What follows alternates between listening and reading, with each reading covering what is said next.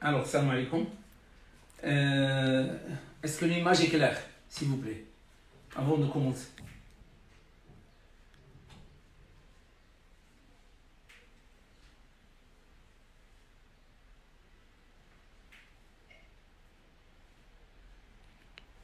Ok?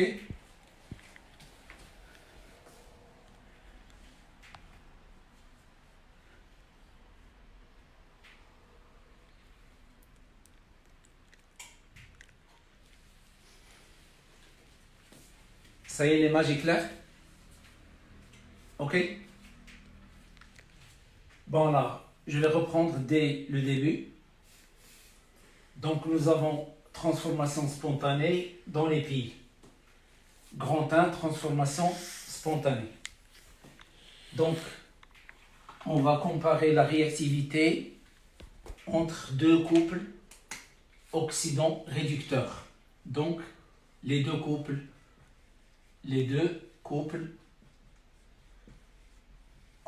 oxydant réducteur. Alors, les deux couples oxydant réducteurs, donc on va les nommer ox red comme ça. Donc ces deux couples sont Cu2 plus Cu. Cu2 plus c'est un oxydant, Cu sont réducteurs à l'état solide, aqueux, donc, et Zn de plus Zn, S, AC. Alors donc, on va comparer la réactivité entre un oxydant d'un couple et un réducteur de l'autre. Un oxydant de celui-là et le réducteur de l'autre. Alors pour cela, on va réaliser deux expériences différentes. La première expérience, je vais mettre ici un bécher et dans ce bécher, je vais mettre une lame. Alors là, donc je vais mettre ici une lame de cuivre. Donc lame de cuivre dans une solution qui contient Zn de plus. Donc solution qui contient Zn de plus, Zn de plus AC plus SO4 de moins AC. Alors cette solution là, il s'appelle solution de sulfate de fer, sulfate de zinc. Alors, maintenant, la deuxième expérience, je prends un deuxième bécher et dans ce deuxième bécher, je vais mettre une lame de zinc dans une solution qui contient, donc lame de zinc dans une solution qui contient les ions Cu2+. Les ions Cu2+, AC, SO4 de moins AC. C'est la solution de sulfate de cuivre 2. Alors, elle est bleue. La couleur bleue, il caractérise les ions Cu2+. La couleur bleue, celle-là est incolore. Alors, j'attends pendant 1 heure, 2 heures, 1 semaine. Qu'est-ce que je constate pour cette expérience? Pas de changement de couleur, pas de changement de l'épaisseur de la lame du cuivre. Donc, qu'est-ce qu'on déduit? Pas de réaction. Pas de réaction spontanée. Pas de réaction spontanée. Donc, entre Cu et Zn de plus. AC. Alors maintenant, dans la deuxième expérience, j'attends seulement un quart d'heure. Qu'est-ce que je constate? La disparition de la couleur bleue. La disparition de la couleur bleue, ça signifie la disparition des ions Ce2+. Et je constate la formation d'un dépôt ou bien d'une couche rouge qui se forme autour de la lame de zinc, c'est-à-dire autour de la partie de la lame de zinc qui est en contact avec la solution. Donc ça, c'est un dépôt rouge, alors de cuivre. Donc on constate ici, je peux déduire qu'il y a une réaction spontanée. Alors maintenant, pour savoir ici ce qui s'est passé, premièrement, puisqu'il y a formation du cuivre, ça signifie que les ions Ce2+, ils se sont transformés en cuivre. Mais un ion positif, pour se transformer en atome, il doit capter des électrons. Donc Ce2+ a capté 2 électrons pour se transformer en CCe. Alors maintenant, il doit y avoir quelqu'un qui donne ces électrons. Alors pour vérifier d'où viennent ces électrons, alors qu'est-ce qu'on va faire? On va prendre la lame de zinc et on va éliminer, c'est-à-dire on va enlever la couche de cuivre. On enlève la couche de cuivre. Qu'est-ce que je constate? Je constate que la forme de la lame de zinc, au début, il a été comme ça. Lorsqu'on enlève la couche de cuivre, je constate que la lame de zinc, il devient alors sous cette forme. Ça signifie quoi? Ça signifie que son épaisseur a diminué. Donc automatiquement, la lame de zinc, bien sûr, a réagi. Donc le zinc, il a disparu. Donc le zinc, il s'est transformé. Il s'est transformé en quoi? Donc le zinc, qu'est-ce qu'il a fait? Il a donné 2 électrons à Ce2+. Il s'est transformé en Zn de plus, il donne Zn de plus, et le Ce de plus, il s'est transformé en Ce. Donc, il y a réaction d'oxydoréduction avec un échange d'électrons d'une manière spontanée et directe entre Zn et Ce de plus.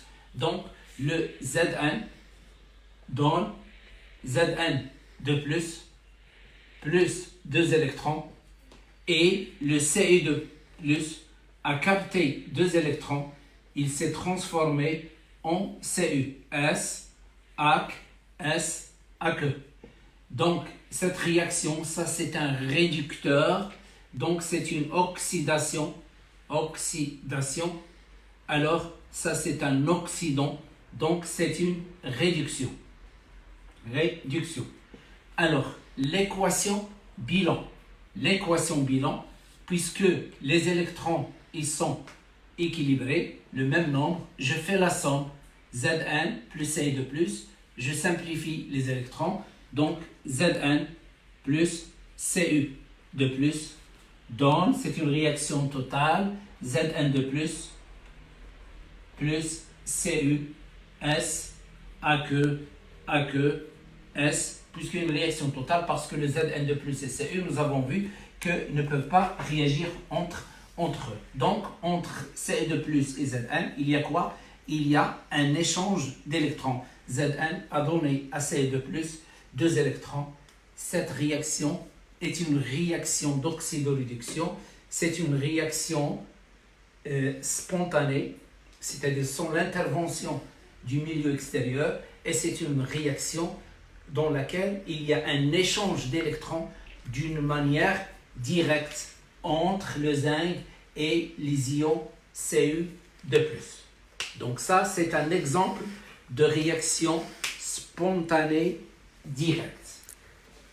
Alors, maintenant, on va travailler toujours avec les 2 couples, mais on va passer à la deuxième partie qui est les piles. Alors, comment je peux avoir une pile?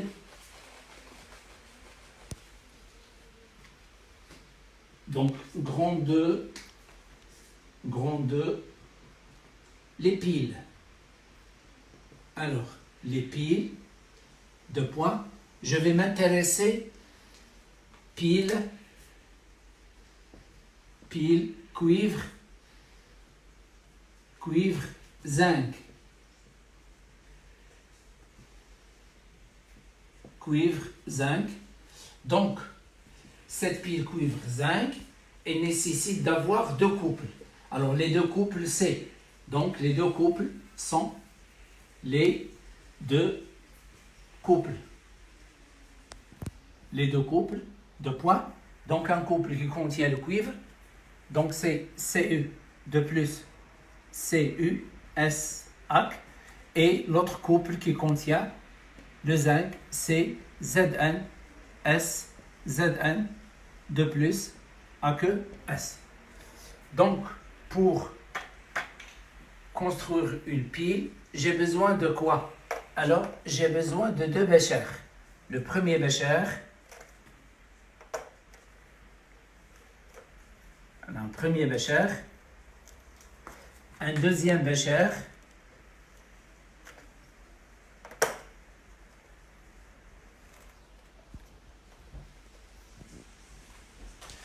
alors, je vais introduire dans le premier bécher une lame, voilà, une lame qui contient le réducteur du premier couple, c'est-à-dire Cu.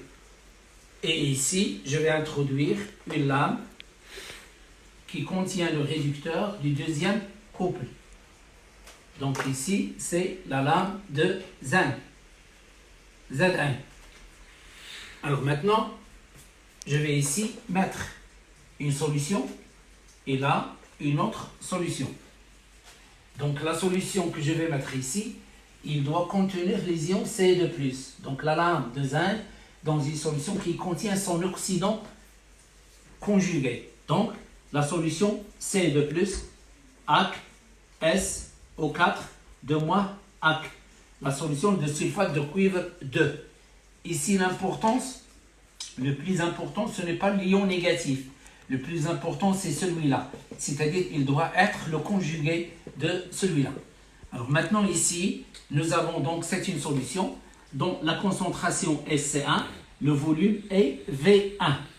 Donc ici, nous avons une autre solution qui contient les ions Zn2+. Alors, Zn2+, AC, SO4, 2- AC. Donc, dont la concentration est C2 et le volume est V2. Alors maintenant, donc nous avons une solution qui contient un oxydant et une lame formée par son réducteur conjugué. Une solution qui contient un oxydant et une lame alors qui contient son réducteur conjugué. D'accord? Donc la lame de zinc. Voilà. J'ai essayé de représenter la lame de zinc. Voilà. Presque du même taille. Alors, donc, maintenant, je vais lier les deux, c'est-à-dire, je vais lier les deux lames par l'intermédiaire d'un circuit extérieur qui est formé d'un conducteur ohmique et d'un ampèremètre. Alors, ampèremètre et ici un conducteur ohmique.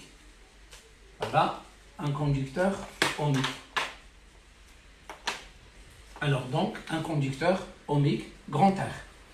Bon, alors maintenant, le circuit, il est ouvert. Donc ici, on va lier les deux, c'est-à-dire les deux solutions, on va les lier par ce qu'on appelle un pont Salin. Un pont Salin, je vais utiliser ici un tube, se forme un tube en U. Donc là, un tube en U. Et on va essayer de voir quel est le rôle de ce pont Salin. D'accord? Donc, nous avons ici un tube. D'accord? Donc, normalement, nous avons le tube en U. Le voilà. Dans ce tube en U, on va mettre une solution. D'accord? Donc, on va mettre une solution. Alors, cette solution, il peut être une solution de KCl, K plus AQ plus Cl moins AQ. Il peut être une solution de K plus NO3 moins AQ. aqueux. Donc, nitrate de potassium, chlorure du potassium, il peut être une solution de NH4+, plus NO3- nitrate d'ammonium.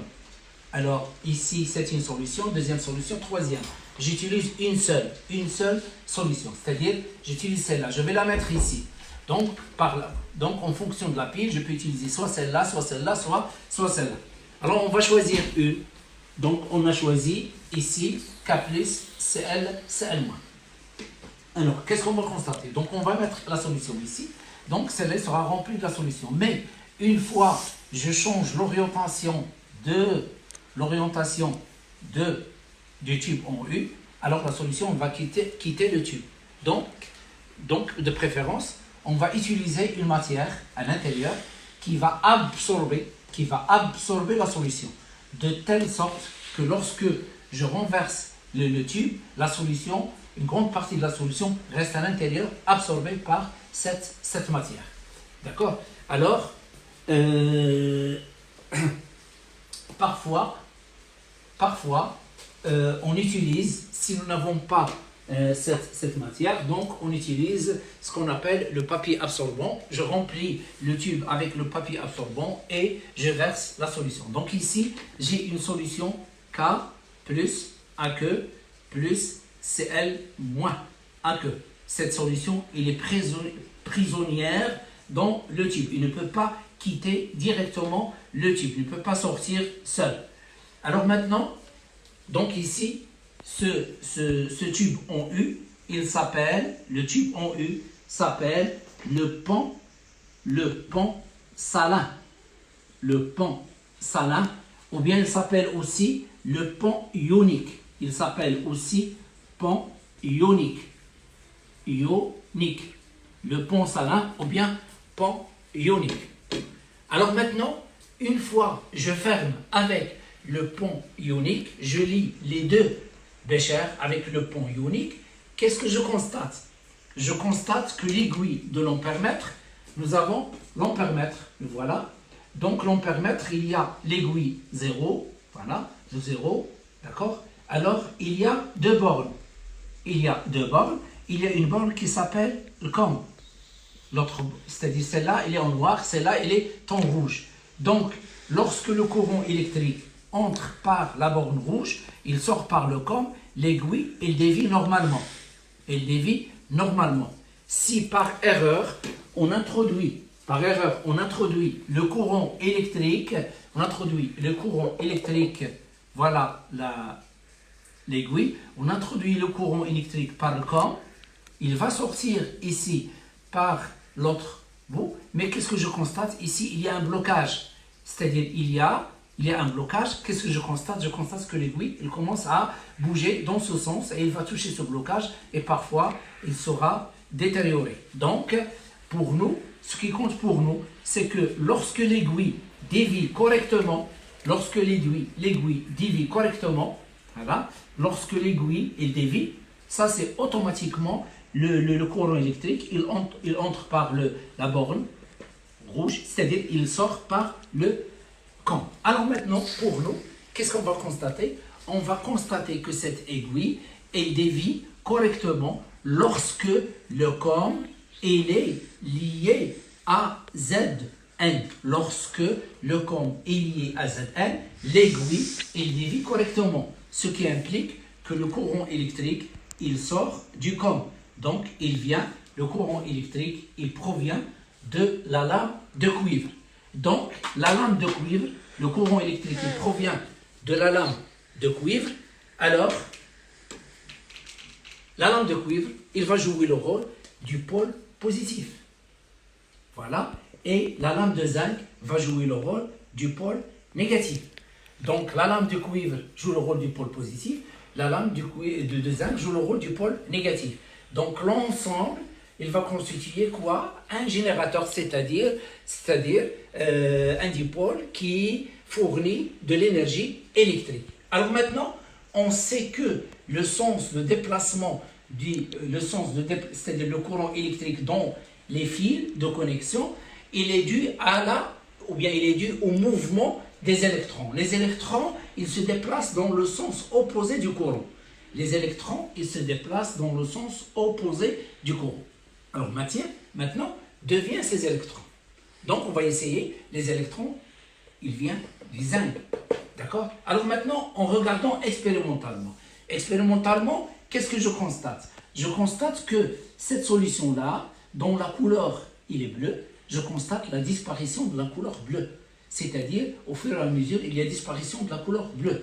Ce qui implique que la concentration des ions Ce2+, elle diminue. Je constate aussi la formation, il y a dépôt de cuivre. Donc ici, dépôt de cuivre. Dépôt de cuivre. De cuivre. Donc, ce qui implique, dépôt de cuivre, ce qui implique que la lame de cuivre, sa masse va augmenter.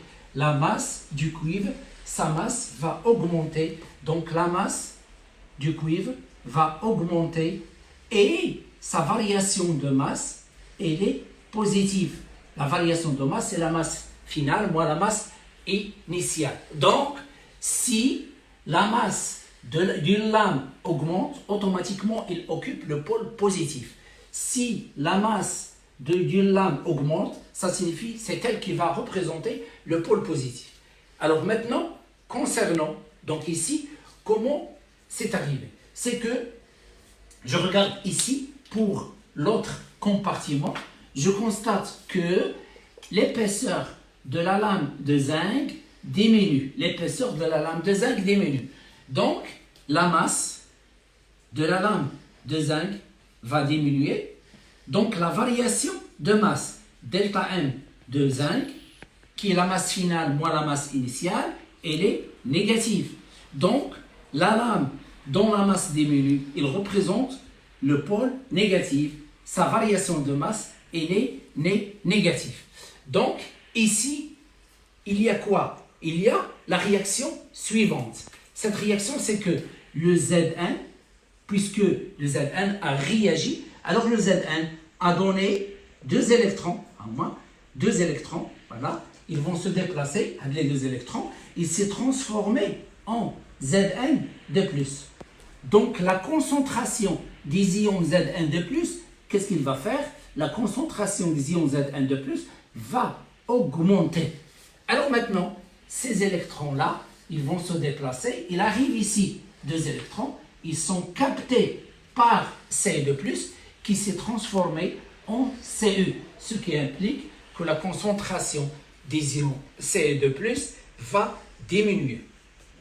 Donc, qu'est-ce qu'on constate? On constate que la lame de zinc, son épaisseur diminue, donc sa masse diminue, sa variation de masse elle est négative, donc il va représenter le pôle négatif. La concentration, bien le nombre d'ions Zn de plus va augmenter. Ici, la masse de cuivre va augmenter et le nombre d'ions C de plus va diminuer. Donc, pour assurer l'électronégativité des deux solutions, c'est-à-dire les deux solutions, ils doivent être toujours électronégatives. Donc, puisque ici, il y a un excès d'ions positifs, alors les ions négatifs, ils doivent se déplacer pour que la solution devienne neutre. Donc, Zn de plus, deux ions Cl- vont se déplacer vers le compartiment qui contient la solution de Zn de plus et ce K de moins. Ici, le nombre d'ions Cu de plus va diminuer, d'accord? Donc automatiquement, ces ions positifs, ils doivent être remplacés par des ions positifs. Donc les ions positifs, ils vont se déplacer K+, deux ions K+, ils vont se déplacer pour remplacer chaque ion C de plus qui va disparaître, il est remplacé par 2K+. Chaque ion Zn de plus qui se forme, il doit être accompagné de deux ions Cl-. De cette manière, les deux solutions, ils restent électriquement neutres. C'est-à-dire la charge électrique de chaque solution, il doit être égal à 0. Alors maintenant, ces ions-là, ils sont appelés, ce sont des ions positifs. Ils sont appelés des cations. D'accord? Ils sont appelés les ions positifs, ions positifs. Positifs. Alors, ils sont appelés des cations. Des cations. Donc, les ions positifs sont appelés des cations. Donc, ils se déplacent vers la solution qui contient la lame. Cette lame, il va porter le nom de cathode. Il va porter le nom de cathode, puisque les cations se déplacent vers la solution qui contient la cathode. Alors, ici, les ions Cl-, ils sont appelés les ions. Alors, les ions négatifs, ils sont appelés des anions. Anions. Alors donc, puisque les ions négatifs ils se déplacent dans la solution qui contient la lame de zinc, il s'appelle l'anode. D'accord? Alors maintenant, il s'appelle l'anode. Donc, au niveau de ce bécher, qui s'appelle, ce bécher, il s'appelle la demi-pile, et ce bécher-là, il s'appelle la deuxième demi-pile. Donc, nous avons première demi-pile, deuxième demi-pile. Donc, demi-pile. La première et la demi-pile. Donc, lorsqu'on parle demi-pile, la première demi-pile, la deuxième demi-pile, c'est-à-dire on parle de l'un des deux béchers. Alors maintenant, au niveau de cette demi-pile, je répète, le zinc, c'est-à-dire son épaisseur a diminué, donc le zinc a réagi, donc le zinc s'est transformé en Zn de plus, donc ici, il y a ce qu'on appelle la demi-équation d'oxydoréduction, Zn, il s'est transformé en Zn de plus 2 électrons. Alors, ces électrons, ils se sont déplacés à travers le circuit extérieur et ils ont été captés par Cu de plus, donc le Cu de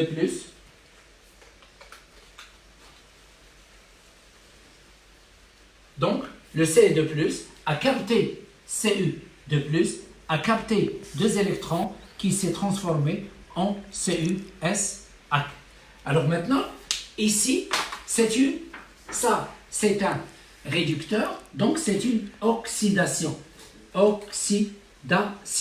Il s'appelle l'oxydation anodique. Donc, au niveau de l'anode, il y a toujours oxydation. Et ici, ça c'est un oxydant. Donc, c'est une réduction. Il est appelé réduction cathodique. Au niveau de la cathode, il y a ce qu'on appelle la réaction de réduction. Alors maintenant, qu'est-ce que je constate? Je constate que entre Zn et Cu2+, il y a échange d'électrons. Mais Zn n'est pas à côté de Cu2+. Ils sont éloignés, ils sont séparés. Mais il y a pourtant échange d'électrons par l'intermédiaire du circuit, par l'intermédiaire conducteur ohmique, l'ampèremètre et les fils de connexion. Donc, qu'est-ce qu'on dit ici? C'est une réaction dans laquelle il y a échange d'électrons d'une manière indirecte. Maintenant, le milieu extérieur, c'est la personne qui réalise l'expérience. Qu'est-ce qu'elle a? Il a préparé les solutions, il a préparé le pont, il a lié le reste avec un conducteur ohmique à l'ampèremètre. Le conducteur ohmique ne peut pas produire de l'électricité, ni l'ampèremètre. Personne ne peut produire de l'électricité. Alors, qu'est-ce qu'on constate? Il y a passage du courant électrique. Donc, il y a réaction. Donc, c'est une réaction qui est une réaction spontanée. Donc, dans les piles, il y a conclusion. Dans les piles, les réactions sont des réactions spontanées indirectes. Alors là, entre deux couples, il y a échange d'électrons. Cet échange d'électrons, c'est-à-dire, il y a un intermédiaire pour cet échange d'électrons. Ce sont les circuits extérieurs, bien sûr, qui a déplacement d'électrons. Alors maintenant, il y a passage du courant. Quel est le responsable du passage du courant dans la pile? Alors, il y a plusieurs parties. La première partie, c'est le circuit extérieur, les fils conducteurs ohmiques ampèremètre. Le responsable, ce sont les électrons. Maintenant, quel est le responsable du passage du courant dans les solutions? Ce sont les ions. Alors, dans le pont salin aussi, ce sont les ions. Alors, je répète ici, les électrons ne se déplacent pas dans les solutions, ni dans le pont salin. Donc ici, ce sont les ions. Les ions négatifs, ils se déplacent vers l'anode. Et les ions positifs, ils se déplacent vers la cathode. Donc le responsable du passage du courant dans les solutions et le pont salin, ce sont les ions. Alors parfois, alors s'il y a épuisement, des ions positifs, des ions K+, et Cl-, parfois les ions SE4 ils peuvent se déplacer à travers le pont salin et arriver jusque-là.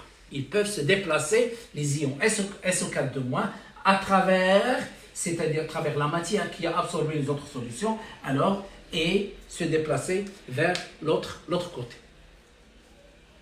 Alors maintenant, on va parler de la réaction bilan.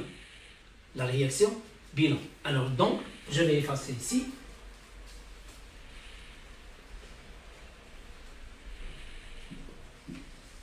Donc la réaction bilan, nous avons les deux équations d'oxydoréduction. La première,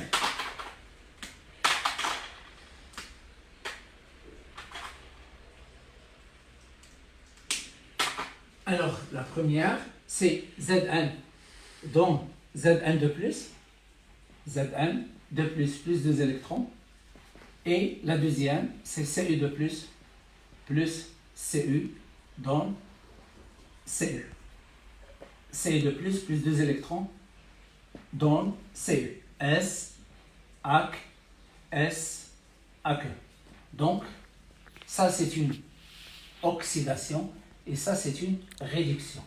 La réaction bilan, puisque le nombre d'électrons ici, le coefficient le même, donc on fait la somme et on obtient Zn plus Cu2 dans Zn2 plus Cu. S, AC, AC, S. Alors la constante d'équilibre de cette équation K, il est très supérieur à 10 à la puissance 4. Ce sont des réactions totales.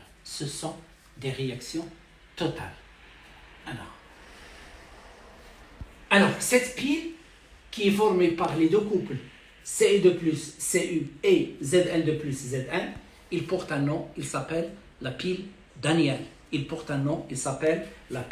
Daniel. Alors maintenant, je vais donner un deuxième exemple de pile.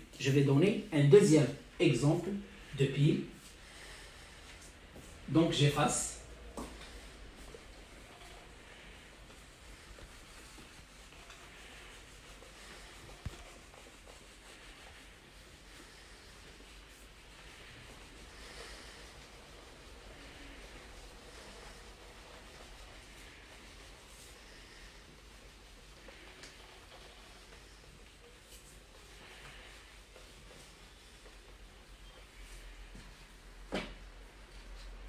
Alors maintenant, pile, argent, cuivre. Donc les deux couples, c'est AG+, NO3. Les deux couples, c'est AG+, AG, AG+, AG et Cu2+, Cu. S, AC, S, AC. Donc, je vais former une pile à l'aide de ces deux couples. Donc, pour former cette pile, donc je vais la mettre ici. Nous avons ici le premier bécher. Voilà. Le deuxième bécher.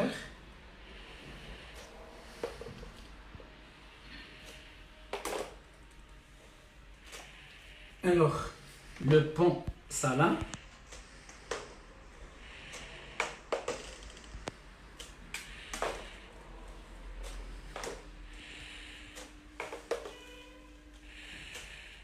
Alors, donc, je vais mettre ici une lame. Il a une deuxième lame.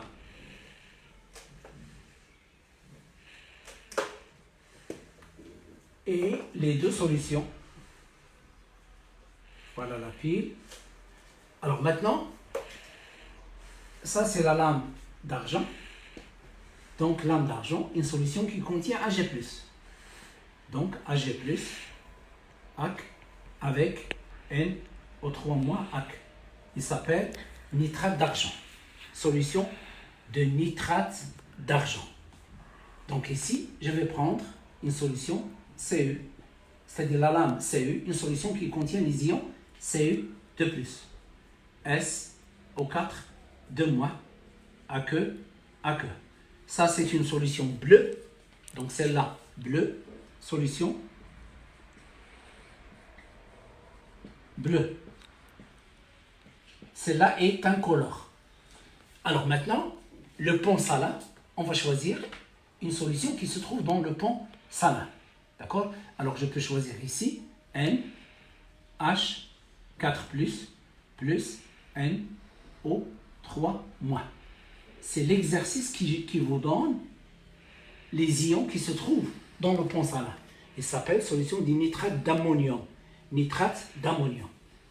Alors maintenant, je vais lier l'ensemble à un conducteur ohmique. Conducteur ohmique. Voilà, le conducteur ohmique. Le rôle du conducteur ohmique, c'est seulement pour diminuer l'intensité du courant électrique. Donc ici, nous avons le conducteur ohmique, R.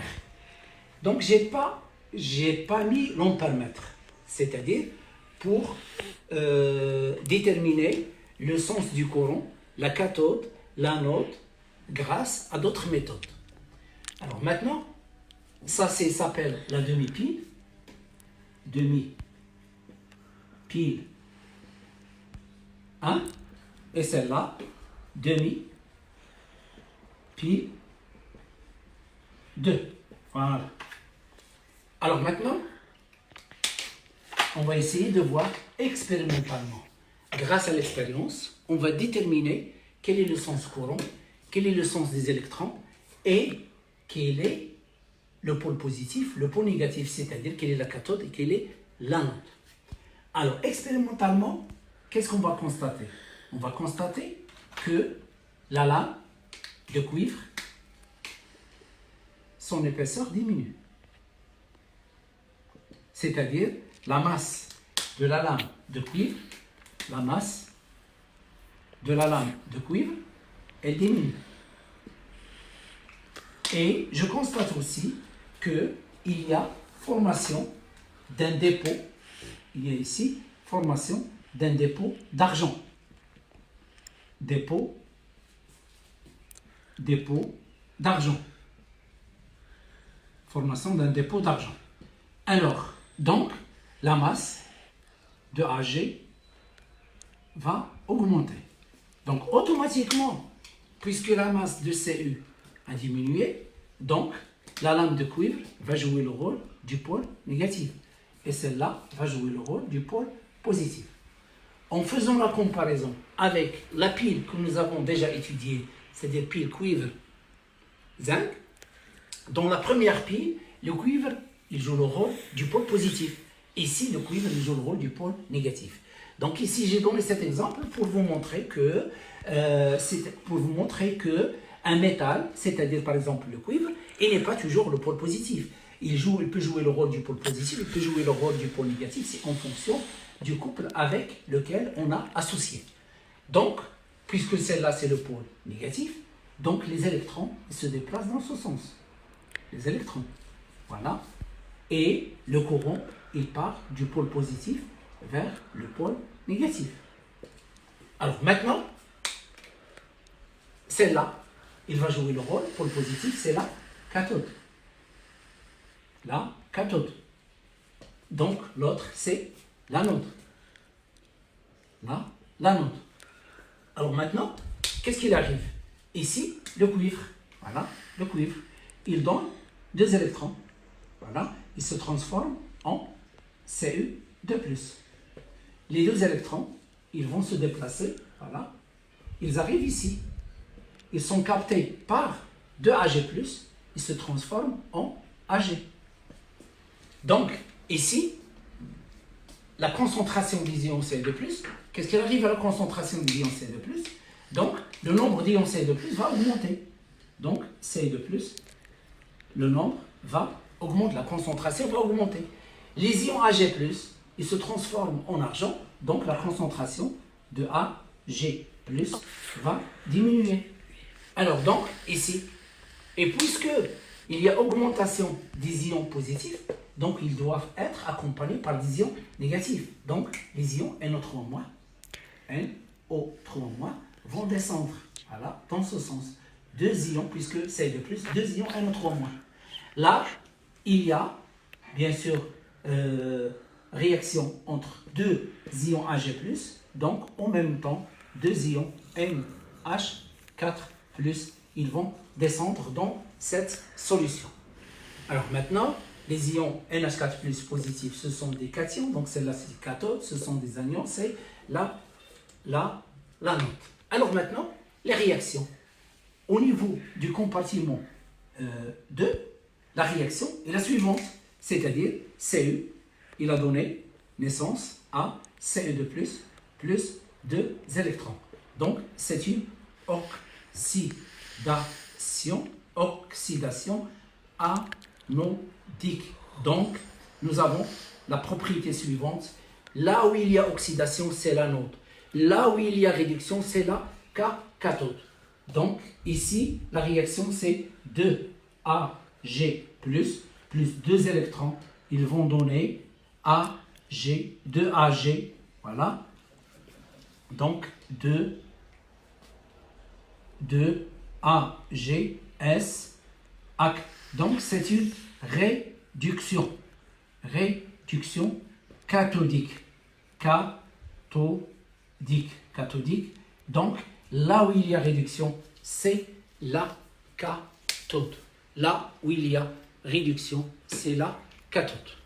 Donc voilà un deuxième exemple de pile.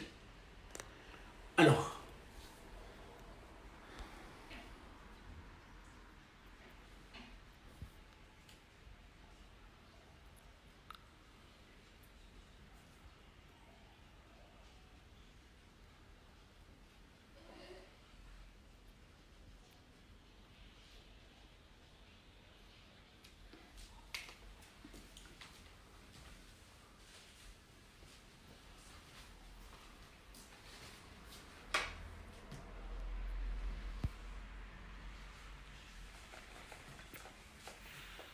maintenant, un troisième exemple de pile. Un troisième exemple de pile.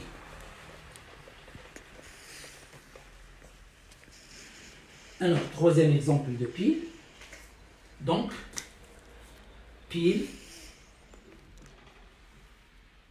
alors qui est formé par les deux couples Ag+, Ag, SH et Fe, 3+, Fe, 2+. Donc ici, nous avons deux piles. Donc, la différence entre les deux autres piles, ici, le réducteur il est à l'état solide. Par contre, ici, le réducteur il est à l'état, le réducteur est à l'état aqueux. C'est un ion. Alors, comment je vais former une pile à l'aide de ces deux couples? Donc, qu'est-ce qu'on fait? On va prendre, premier bécher,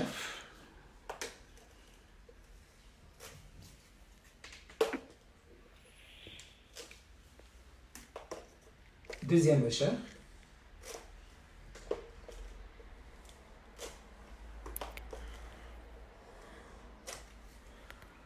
les deux solutions. Alors ici, je vais mettre la lame d'argent, Ag, la solution qui contient Ag+, NO3-. Le pont salin,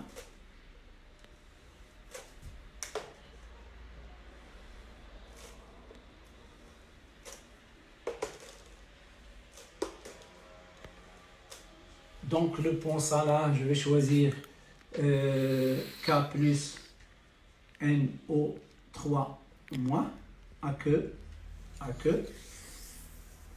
Donc ici, ça c'est le premier couple. Il est formé par AG, c'est la lame, et AG+, c'est la solution. Donc ici, nous avons Fe de plus, mais pas à l'état solide. Donc je ne peux pas avoir une lame en Fe de plus. Donc qu'est-ce que je vais faire? Je vais choisir une lame, je vais mettre ici une lame, mais une lame inactive. C'est-à-dire une lame inactive, c'est-à-dire une lame qui ne va pas participer aux réactions à ce niveau-là. Alors les lames inactives, je vais choisir platine, PT, ou bien je vais choisir graphite.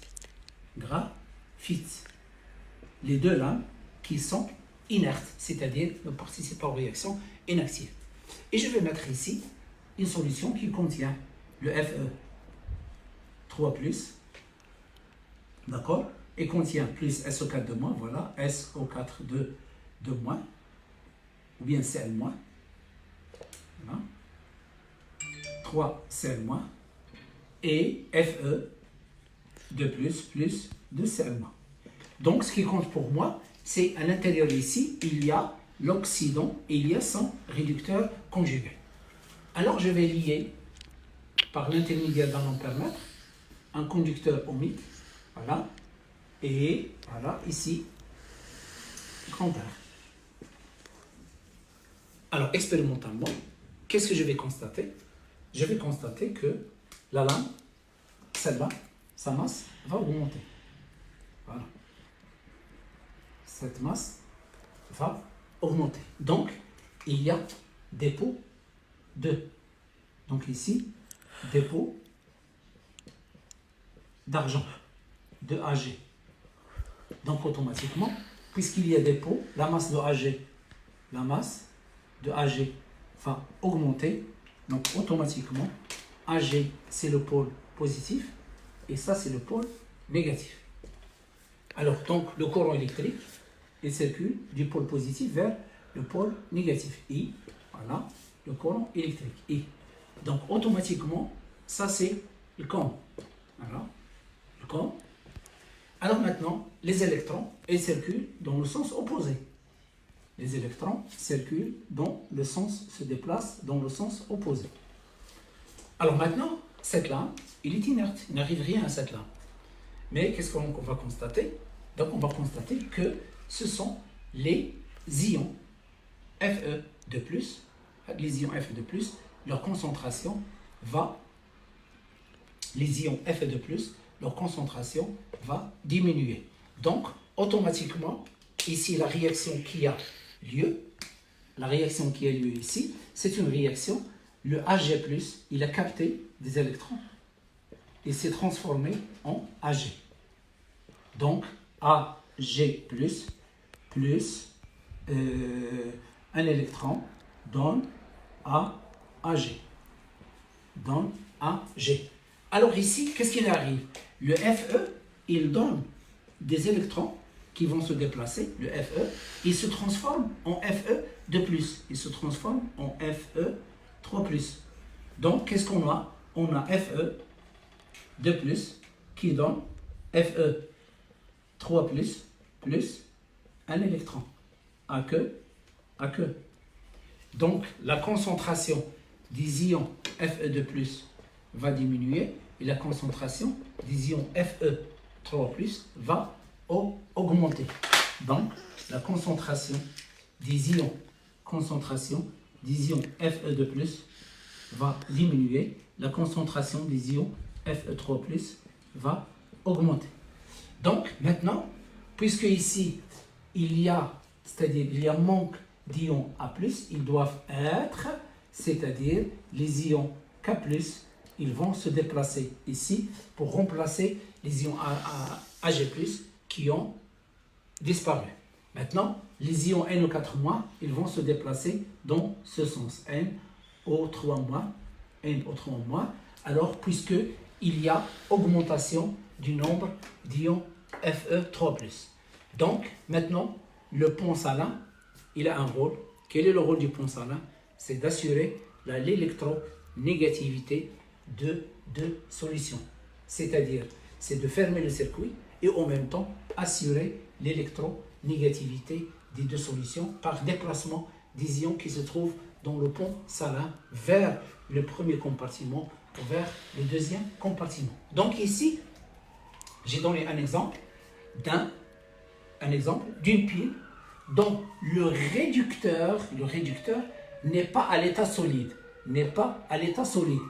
Alors dans ce cas-là, on utilise une lame. Cette lame, par exemple, c'est une lame en platine ou bien en graphite, donc qui ne participe pas aux réactions.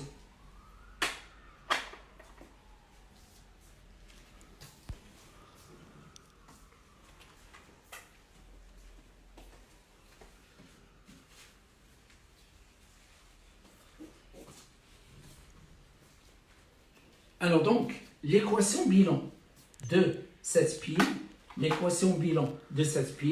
est la suivante. L'équation bilan. Donc, nous avons AG plus E moins dans AG, et nous avons FE 2 plus se transforme en FE 3 plus E moins. Donc, les électrons sont équilibrés, on fait la somme. Donc, AG plus FE 2 plus donne alors AG plus FE 2 plus. Alors, donc, ça c'est un solide, aqueux. Voilà l'équation bilan. Bien sûr, la constante d'équilibre de celle-là est très supérieure devant 10 à la puissance 4. C'est une réaction totale.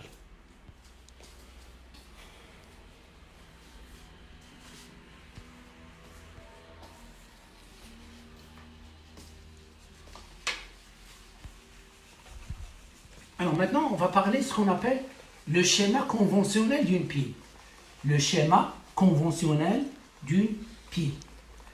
Le schéma conventionnel d'une pile.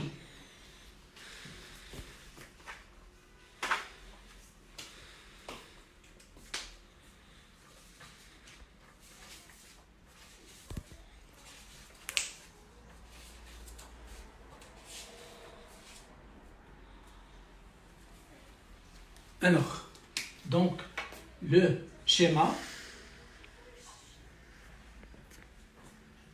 conventionnel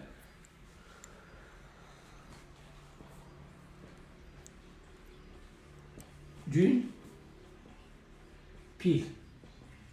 Donc, c'est une partie très importante. Donc, nous avons une pile formée par les deux couples. Donc, une pile formée par deux couples. Alors, OX 1, RED 1 et OX 2, RED 2.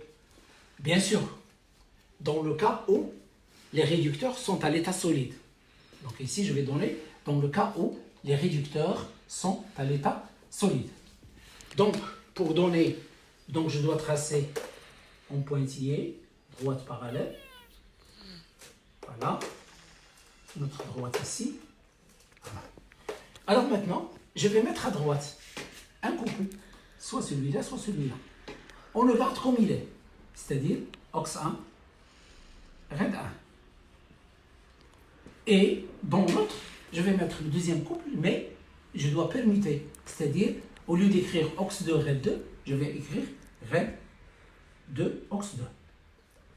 C'est-à-dire, les réducteurs, ils se trouvent dans les extrémités du schéma, à droite et à gauche. Donc, nous avons RED 2, OX 2, OX 1, RED 1. Ou bien, voilà, je peux l'écrire aussi comme ça.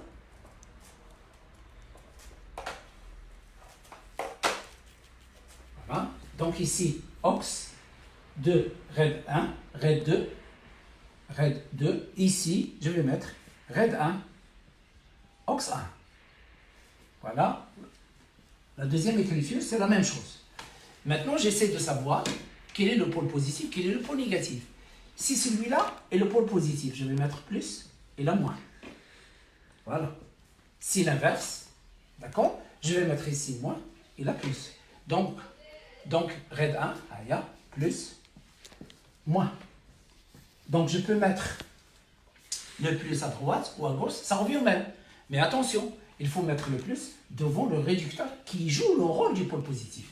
Si RAID 1 qui joue le rôle positif, c'est plus là. Sinon, celui-là, c'est plus ici. Donc nous avons plus, moins. Donc maintenant, on va voir le cas de la pile CU de plus, CU. Alors, Z1 de plus, Z1. Alors, cette pile, la première pile que nous avons vu que le CU, c'est lui qui va jouer le rôle du pôle positif. Donc, et celui-là, il va jouer le rôle du pôle négatif. Donc, dans cette pile, je vais écrire le schéma conventionnel pour cette pile. Donc, je vais mettre ici, voilà. Donc, je vais mettre CU de plus ici. Donc, CU de plus, CU, S, AC. Et là, je vais mettre Zn, voilà, Zn de plus. Solide, solide, AC. Regardez les solides. Donc, alors, maintenant, on a déjà vu que le cuivre joue le rôle du pôle positif.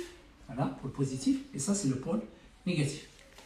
Moi, je préfère toujours donner le schéma conventionnel. Je la préfère toujours le négatif à gauche. C'est une préférence. Vous pouvez changer. Par exemple, vous pouvez mettre comme ça. Ça, si ça vous regarde, voilà. Mettre ici CU, CU de plus. Ici, Zn de plus, Zn. S, S. Alors ça, c'est moins. Et ça, c'est plus. Donc, cette écriture, c'est la même que celle-là. Mais, donc là, j'ai permuté les couples. Donc, le plus toujours avec le cuivre. Le plus toujours avec le cuivre. Seulement, bon, pour moi, je préfère mettre le moins à gauche, d'accord? C'est-à-dire, et le plus à droite. Pourquoi? Parce que, pour écrire les équations, parfois, lorsque je vous donne le schéma conventionnel, c'est comme si je vous ai donné les deux équations d'oxydoréduction. Comment on écrit les équations d'oxydoréduction? Zn dans Zn de plus.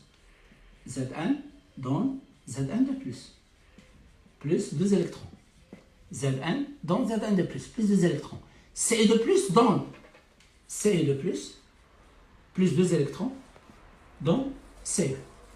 Voilà l'objectif de mettre le moins à gauche. Lorsqu'on veut écrire les équations demi-équations d'oxydoréduction, alors j'aurai pas de problème. Le passage Zn, c'est le réactif, ça c'est le produit, ça c'est le réactif, et ça c'est le produit. Alors, je peux automatiquement déduire l'équation bilan. Alors maintenant, le troisième exemple. Le troisième exemple.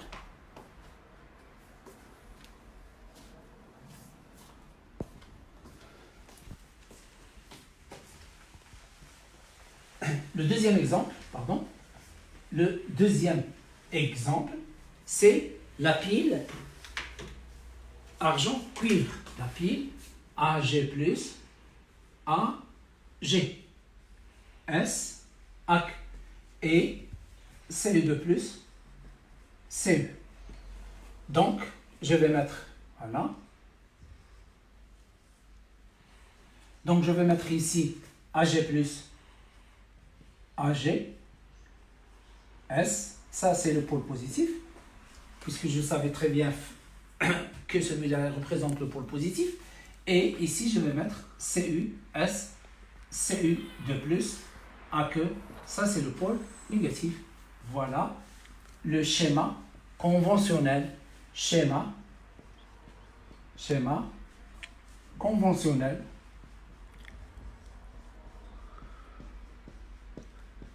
Le schéma conventionnel.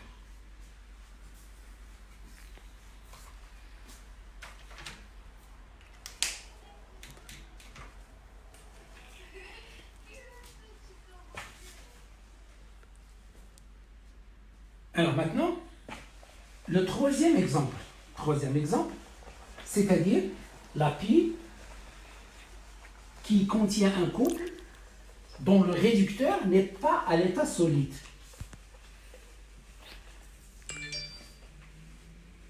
N'est pas à l'état solide. Donc, nous avons la pile AG plus AG, S, AQ, et l'autre c'est FE3 plus FE. FE 2 plus. AQ. Alors, pour former cette pile, la même chose, en pointillé, le premier couple, AG plus AG, S, AC. D'accord? Alors, le deuxième couple, inversé, c'est FE, 3 plus, AQ, FE, 2 plus, AQ, et vous ajoutez ici platine, pôle négatif. Et ici, pôle positif. C'est-à-dire, vous ajoutez ici, si vous avez platine, vous mettez ici platine. Si vous avez graphite, vous mettez C. Le graphite, c'est du carbone. Le graphite, c'est du carbone. Donc, voilà la pile dont l'un des réducteurs, les réducteurs, n'est pas à l'état solide. N'est pas à l'état solide.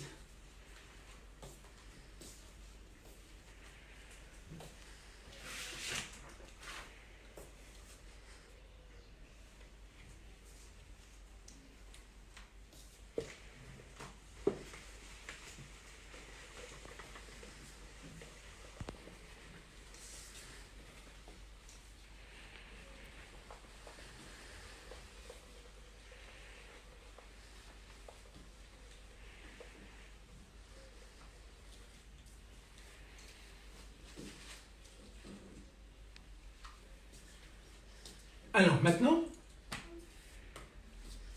la relation entre la quantité de matière, d'électrons, et intensité du courant électrique. La quantité de matière,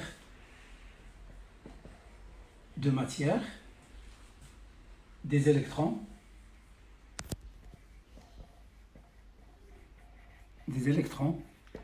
et l'intensité du courant électrique.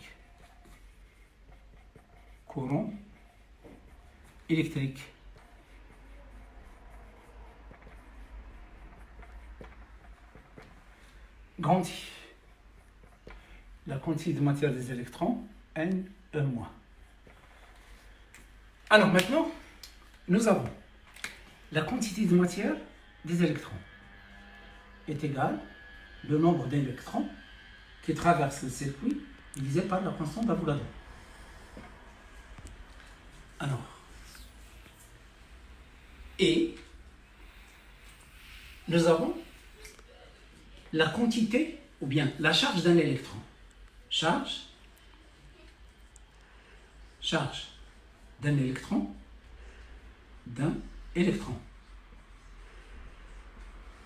Électron et moins 1. Maintenant, la charge de N électrons et moins Q est égal moins NE. La quantité d'électricité portée par ces électrons, la quantité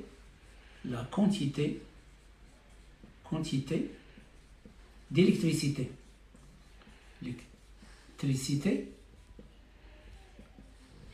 et Q est égal à la valeur absolue de Q, c'est-à-dire est égal à N fois E. Donc, je peux déduire à partir de celle-là, N est égal à Q divisé par E. Je la remplace ici. Qu'est-ce que j'obtiens? La quantité de matière en électrons il est égal à Q divisé par E fois Na. Alors on pose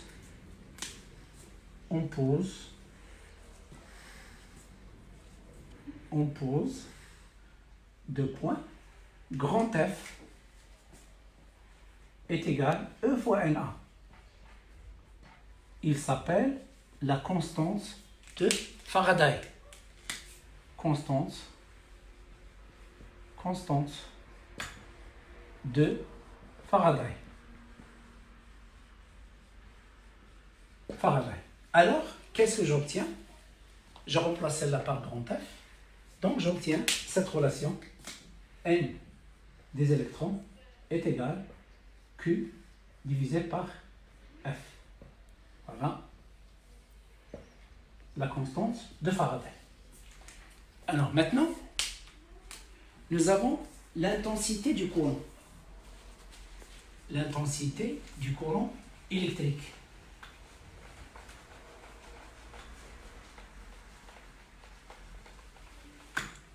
Alors, l'intensité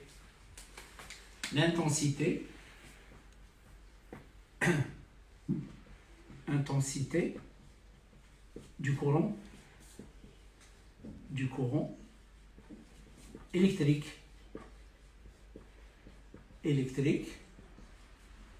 continu. Alors, l'intensité du courant électrique continu, il est lié à grand Q par la relation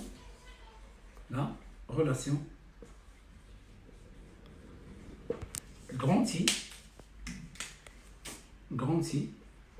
est égal à Q sur delta T. C'est-à-dire que grand Q est égal à I fois delta T.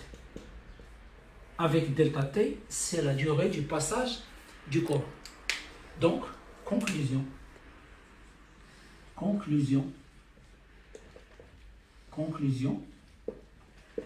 Ce que vous devez apprendre par cœur, voilà, N directement, N des électrons, est égal Q sur F est égal I fois delta T divisé par grand F. Voilà le résumé de tout ça dans ce chapitre et dans le chapitre prochain. N des électrons, c'est la quantité d'électricité sur la constante de Faraday, c'est égal à I fois delta T sur grand F. Alors, grand F, d'accord? Grand F, il est donné. Na, c'est la constante d'Avogadro. Donc, Na, c'est à peu près 6,02 10 à la puissance 23 mol moins 1. E, c'est la charge élémentaire, 1,6 10 à la puissance moins 19. 10 à la puissance moins 19 coulomb. Alors, donc, en calculant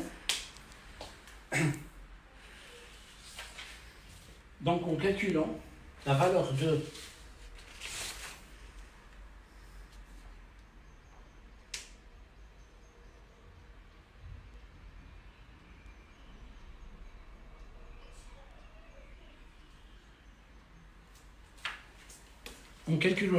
F, donc on peut trouver, donc celle-là multipliée par celle-là, c'est 9,65 10 à la puissance 4.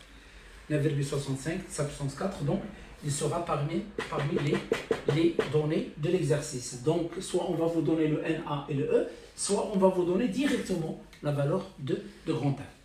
Alors maintenant, on va essayer de parler à propos comment on dresse le tableau d'avancement d'une réaction d'oxydoréduction dans les piles. D'accord? Comment on dresse le tableau d'avancement. Alors, je vais prendre un exemple.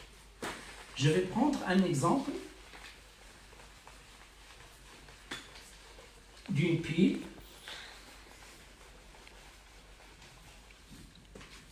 Donc, nous avons une pile formée par les deux couples AN 3 plus AN.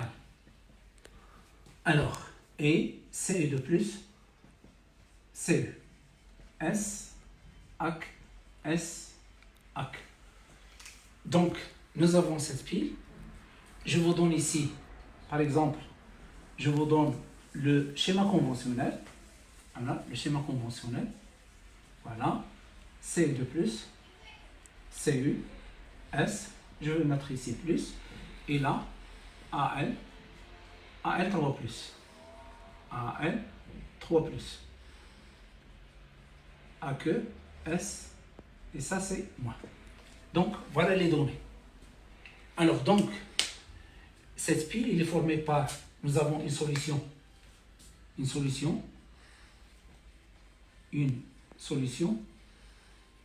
de AL 3 plus 3Cl moins de concentration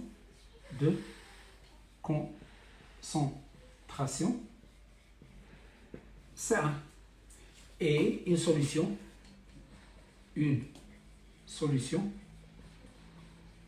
de CU de plus SO4 de moins AQ de concentration C2 et de volume V1, celle-là, et de volume V2.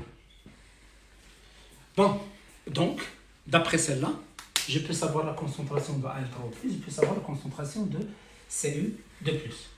Donc, on va vous demander d'écrire les équations, les deux mes équations d'oxydoréduction et l'équation bilan. Donc, puisque ça c'est le point négatif, donc AL donne AL3+, plus 3 électrons. Alors, CU de plus 2 électrons, donne CU, S, AC, S. Donc ici, nous avons le nombre d'électrons, c'est 3. Et le nombre d'électrons ici, c'est combien? C'est aussi 2. Donc on doit équilibrer. Donc on doit multiplier celle-là par 2 et celle-là par 3. Donc, qu'est-ce que j'aurai? Donc, j'aurai 2 AL, 2 flèches, 2 AL3+, AL3+, plus 6 électrons. Et là, donc AQ, solide, ici, 3 CE2+, plus 6 électrons, donne CU, 3 CU, S, AQ.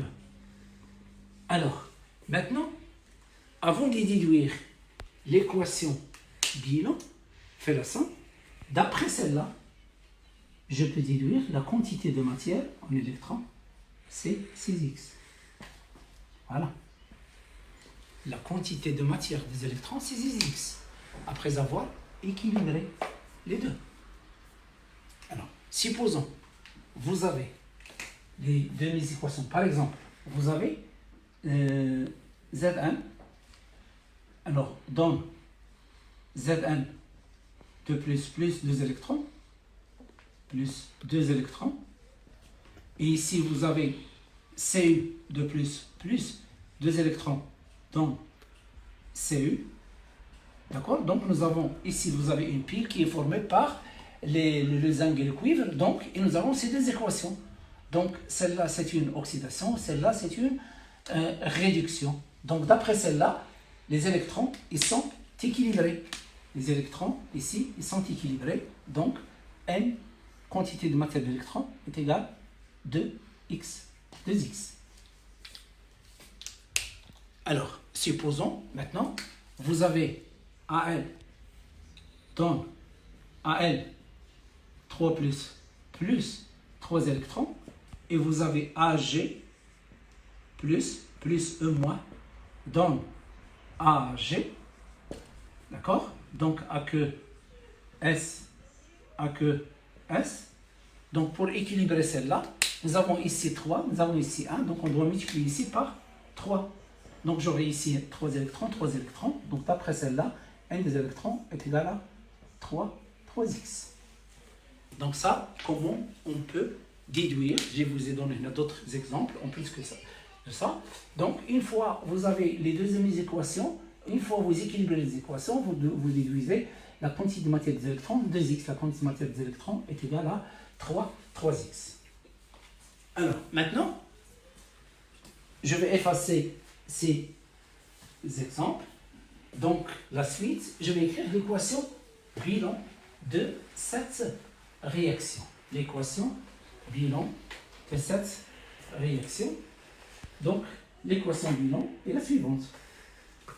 Donc, j'efface tout ça aussi. Alors, l'équation bilan. Donc, on fait la somme. Celle-là plus celle-là. Donc, on va simplifier les électrons. Alors, qu'est-ce que j'obtiens? J'obtiens 2Al plus 3Cu2 plus AC dans, alors 2Al3 plus 2Al3 plus 3Cu.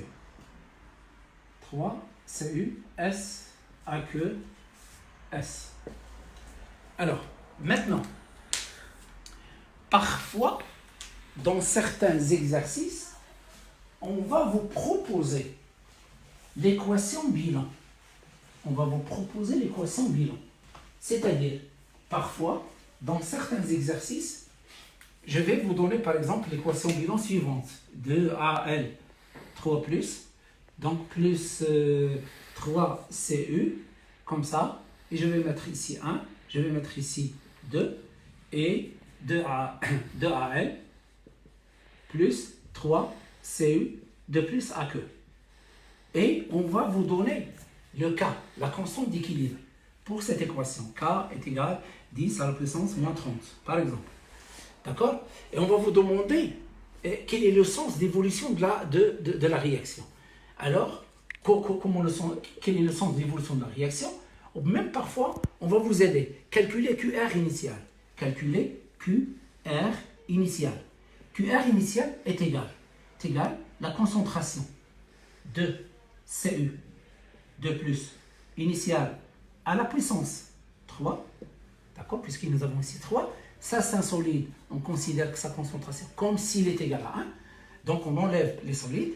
D'accord? Ça, c'est un solide. Donc, AQ divisé par la concentration de Al3 plus à la puissance. Ici, nous avons 2. Initial 2. Alors, la concentration, vous calculez QR initial. Alors, vous calculez QR initial et vous remplacez, bien sûr, vous avez la première solution, celle-là c'est C1, d'accord, C1 au carré, et là c'est C2 à la puissance 3. Vous calculez celle-là, d'accord, vous allez trouver par exemple 0,04, par exemple, voilà, 0,04. Alors qu'est-ce que vous allez dire? Vous allez la comparer avec K. Donc, vous avez QR initial est supérieur à K. Donc, puisque QR initial est supérieur à K, alors, le système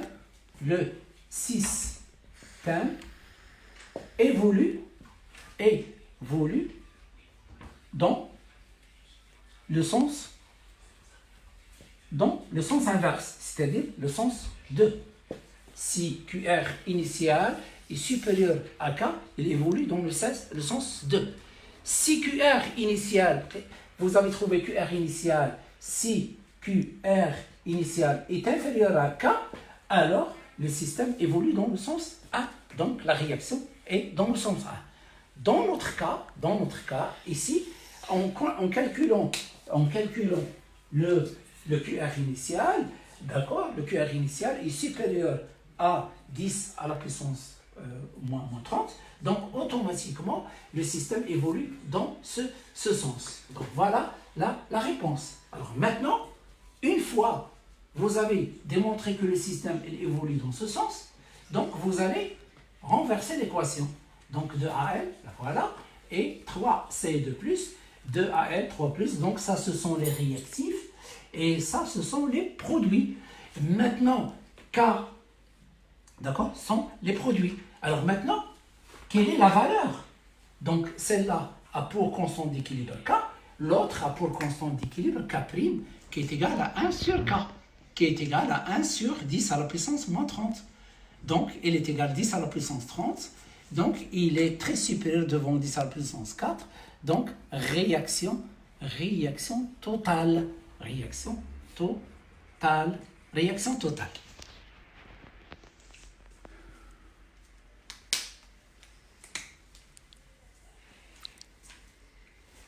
Alors, maintenant, je reprends. Donc ça, c'est une question que vous allez rencontrer. Calcul de QR initial. Vous devez le comparer avec K qui est présenté dans l'exercice. Si K est inférieur, si QR initial est inférieur à K, le système évolue dans le sens de la gauche vers la droite, le sens A. Si K est supérieur, le système évolue dans le sens de la droite vers la gauche, c'est-à-dire le sens inverse. Alors maintenant, nous avons cette équation, le tableau d'avancement. Le tableau d'avancement, alors, je vais le dessiner de la manière suivante. Voilà. Et je vais ajouter ici une case réservée, voilà, N électrons. Donc, alors j'ai économisé, c'est pas la peine d'écrire ici quantité de matière, ici, disons, les dates à l'instant T, les états. Donc, ici c'est pour CU, c'est pour AL3+, c'est pour CI2+, c'est pour AL, et ici c'est l'avancement, et là les états T égale à 0 et à l'instant T. On a besoin seulement à l'instant T. Alors si l'exercice parle de l'état final, j'ajoute T final. Donc ici nous avons 0, X. Alors la quantité de matière, s'ils ont donné la masse pour l'aluminium, je vais mettre masse AL divisé par masse molaire AL. S'ils n'ont pas donné de masse, donc c'est pas grave, je vais mettre seulement quantité de matière N0 AL. Voilà, quantité de matière initiale. Maintenant, pour celui-là, la même chose. Ils ont donné la concentration de CI2+, donc je vais mettre C2V2. Ils ont donné la concentration de Al3+, donc je mets C1V1. Alors, celui-là, N0CU. Donc, et ici, nous avons 0, les électrons responsables du passage du courant. Alors ici, je vais mettre quoi? 0 AL moins X multiplié par 2, c'est-à-dire 2X.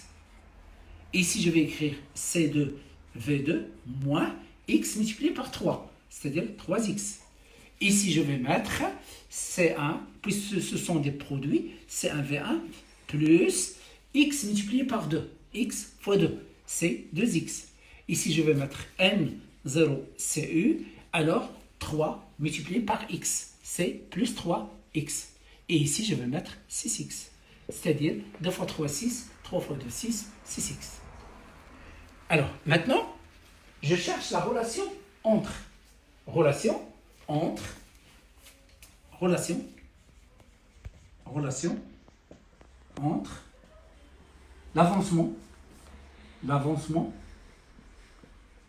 l'avancement X,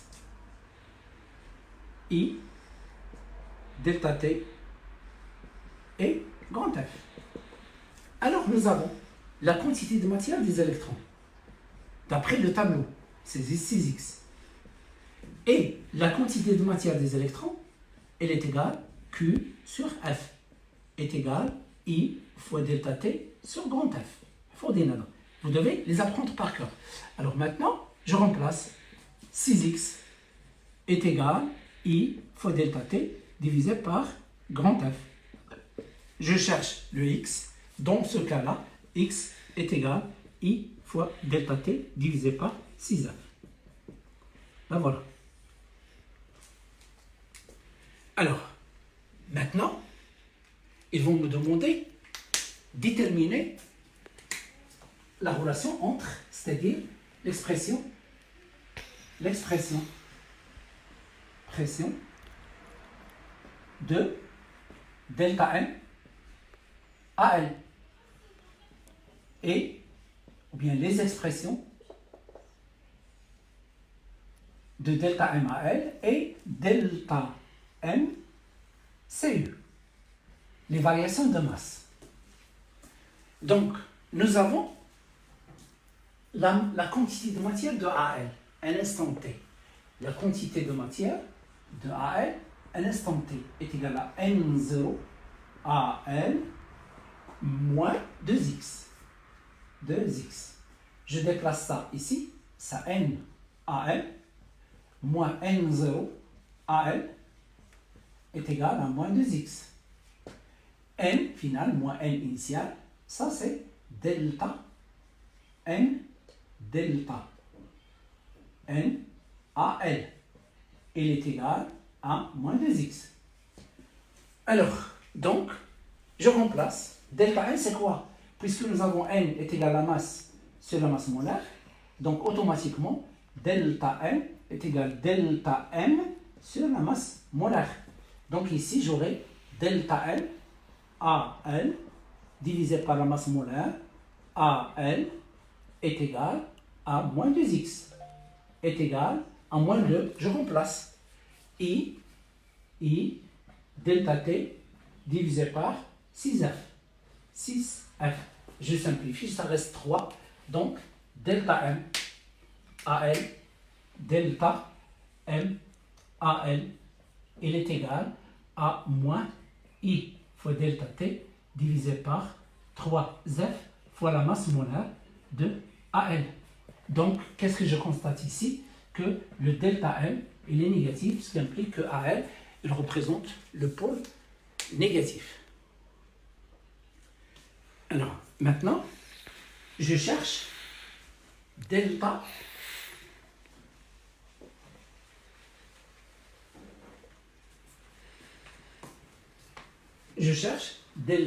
MCU. Alors, nous avons la quantité de matière, voilà, la quantité de matière de CU. Il est égal, la quantité de matière de CU, donc j'efface cela, je n'ai pas besoin.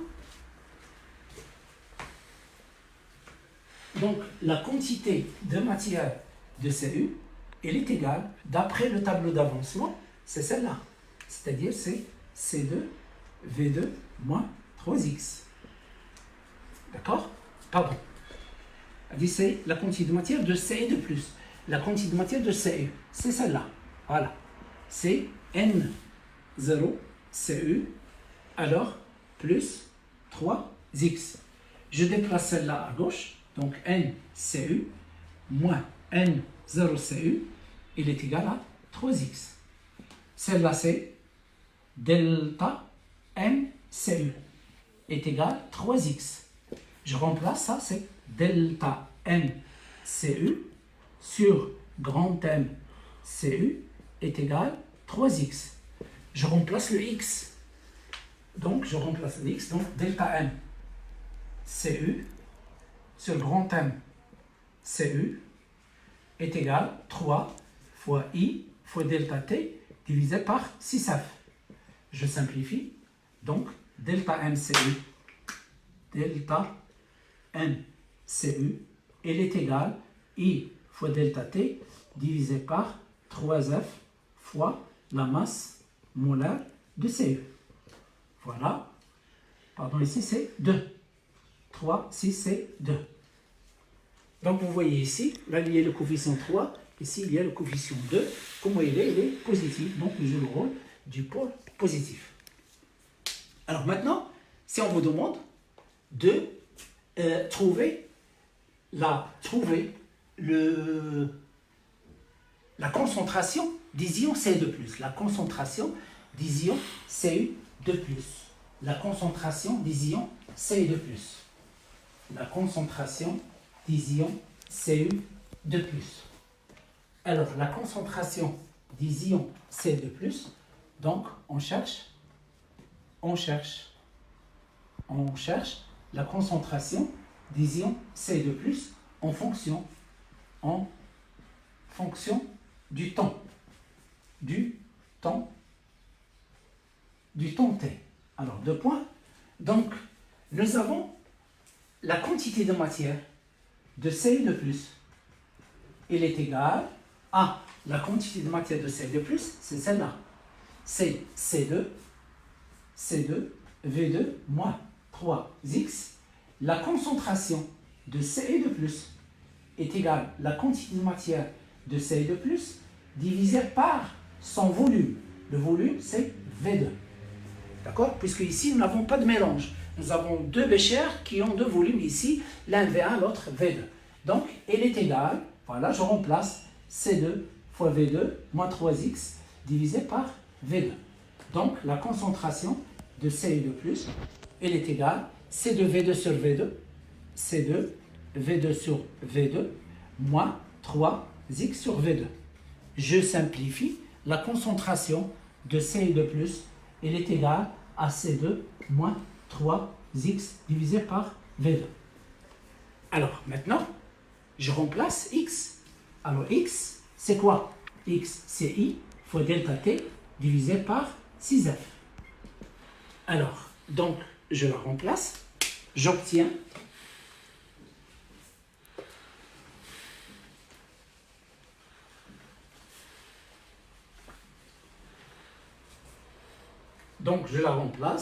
j'obtiens la concentration de Cu2+, il est égal à C2 moins 3 divisé par V2 multiplié par I fois delta T divisé par 6F. Je simplifie 3, il reste ici 2. Donc, ça donne C2, alors moins I fois delta T divisé par V2 fois F. V2 fois grand F. Alors, sachant que delta T est égal à T moins T0. Et T0, il est égal à 0. Donc, il est égal à T. Donc, je peux la remplacer. Donc, j'obtiens la concentration de Cu2+, à l'instant T, est égal à C2 moins I divisé par V2 fois grand F, le tout multiplié par T. Alors, maintenant, ici, on a trouvé la concentration de Cu2+ sous forme de AT plus B. Donc, la relation, si je représente Cu2+ par, si je représente graphiquement, ici, graphiquement,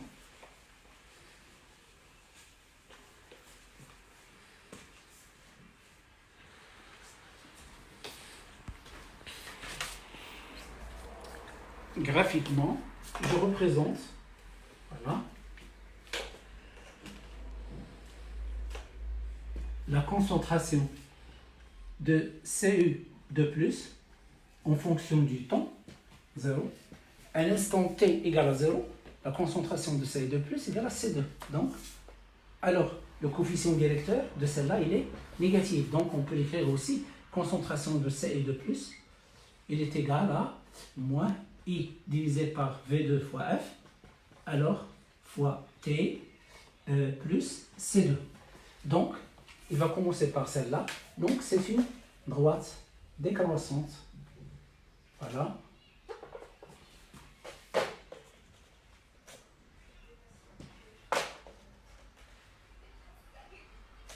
Donc, ça représente quoi? Ça, c'est la concentration de Cu2+ initiale qui est égale à C2. Alors maintenant, ça, c'est T final. T final, c'est l'instant de l'épuisement de la pile. C'est l'instant de l'épuisement de la pile, c'est-à-dire lorsque Cu2+ est un réactif, on l'appelle le réactif qui va disparaître totalement. À quel instant s'arrête la pile de fonctionner? Là, la voilà. Alors, calculer, c'est-à-dire cet instant, d'accord? Vous remplacez celle-là par 0 et vous trouvez T final est égal à quoi? Donc regardez là, cherchez T final, on cherche T final. Alors, la concentration de Cu2+ finale est égale à 0. Donc, qu'est-ce que j'aurai? J'aurai moins I divisé par 2V divisé par, on a oublié le 2, je crois. Oui, on a oublié ici le 2, 3, 2, ici un 2, voilà. Le 2, 3 divisé par 6, ça donne 2. Donc, en la remplaçant ici. Donc, ici, nous avons un 2. Voilà. Et ici, nous avons un 2. Voilà, 2. Donc, 6 avec 3, 2. Donc, on aura 2V2 fois grand F, alors fois T, plus C2 est égal à 0. Vous trouvez T final est égal à C2 fois 2 fois V2 fois grand F divisé par I. Donc, T final est égal à C2 multiplié par 2F multiplié par C2 fois 2 V2 F divisé par grand I. Voilà l'expression de T final. Donc, c'est la fin du cours. Pardon, on a le retard et le problème de connexion. Des informations. Si vous avez des questions à poser, vous pouvez les envoyer par email ou bien sur le groupe. Et quand on force, des informations. Donc, le chapitre prochain, ce sera le chapitre c'est-à-dire l'électrolyse. Et en même temps, je vais poster dans le groupe des PDF avec, c'est-à-dire des séries d'exercices sur le nucléaire, sur l'électricité et les ondes, aussi la mécanique, parce que je vais refaire le début de la mécanique. Je vais essayer de faire une séance après et pour bien expliquer quelques exercices de la première partie du mécanique. Donc je répète, je vais poster des documents et vous allez trouver ces documents avec solution. Donc n'hésitez pas à télécharger ces documents, sont à votre portée. Presque je vais placer toutes les leçons. Maintenant je suis en train de placer les leçons, les dernières leçons, mais je vais aussi emporter les leçons, les premières leçons d'électricité, de nucléaire et des ondes. Salam alaikum.